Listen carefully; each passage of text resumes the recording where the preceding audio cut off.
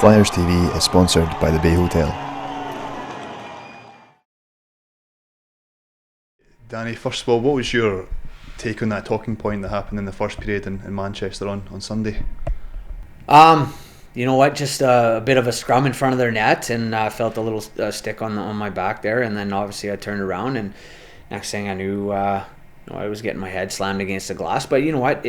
That's hockey. Things happen, and I reacted by trying to drop my gloves a little bit there, and we got kind of tangled up with the linesman, fell to the ground, and a little bit of a wrestling match on the ground, and then that's about it. Didn't really think much of it. Went to the penalty box, and player skates over and says some threatening words to you, and I reacted a little bit by punching the glass, which maybe I shouldn't have, but and then whatever happened. I mean, it's hockey, emotions run high, and it is what it is. What did you make of the PR that was released by Manchester Storm? I mean, disgusted by it, if I'm being honest. Clearly upset about it. I mean, to get accused of something like that, I mean, I'm no angel. I'll be the first to admit that. My 13 years pro, but in saying that, I tie the line. I admit that, but I don't think I've ever crossed it.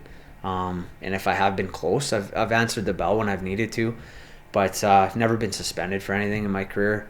Never intentionally gone out to hurt somebody. I just to hear that, I the fact that it's even gone as far as it has is just shocked me. So that's really all saying that. I mean, this day and age, with the power of social media, players have the ability to make statements, and whether they're false or true, I mean, 50-50, people are going to take a side right away, and people have already made up their minds. So I absolutely didn't do what I'm being accused of, but at the end of the day, I got to leave it in the hands of player safety and hope that they take whatever evidence that they have and make the right decision. And it's not something I'm happy about, but like I said, there's nothing I can do at this point. And what was your take on the game and the games over the weekend against Edinburgh as well on a Saturday? Performance-wise, I thought we played good on. We had almost 100 shots on the weekend. We'd really stretched, trying to generate more pucks to the net. I think going in the games, we were second, third last in shots for.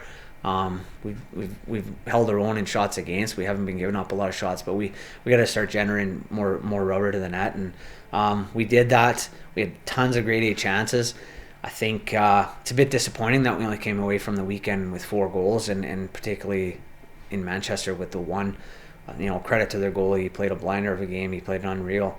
But a couple of those get finished. It's a different hockey game, and to again, credit to Manchester, we made a couple mistakes and they buried their chances, and then we start chasing the game a little bit, and a couple goals at the end there are really irrelevant at that point. We're taking some risks on the PK there, and they get a couple late power play goals, but we're trying to get back in the game. But I thought overall we played good. We just got to find a way to be a little bit more clinical around the net.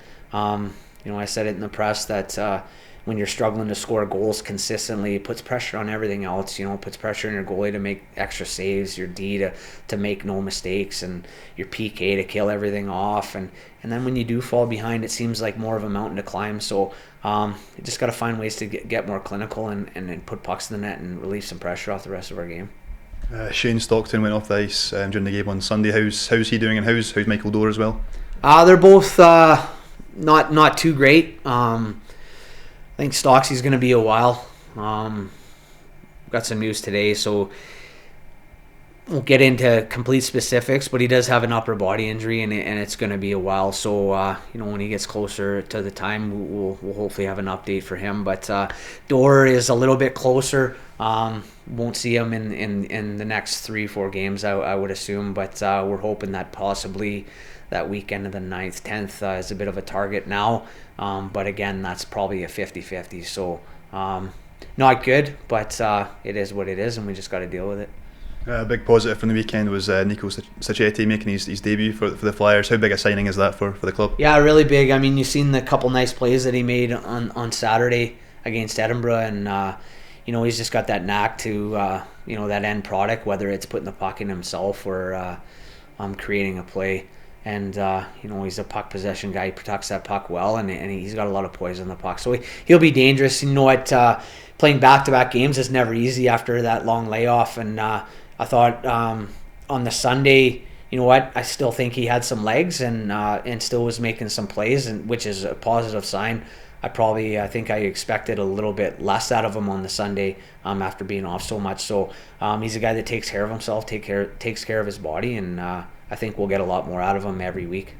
And it's something that Fife seem to do quite a lot every season, bring a player in at this kind of point in the season. Is it good? Does it give everyone a boost, even the fans and the players? Yeah, absolutely. I mean, especially a guy of his caliber, but also I think particularly in this situation when we do got a couple guys out, and we got a couple other guys playing with some extensive injuries as well. And but that's hockey. I mean, every team goes through it, and just got to get on with it and find ways to win hockey games. And I think he's a guy that will help us do that and make players around him better as well. And it just makes us a more potent offense.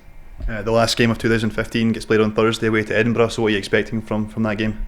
Hogmanay game. It's always an exciting game, and hopefully I'll be playing in it.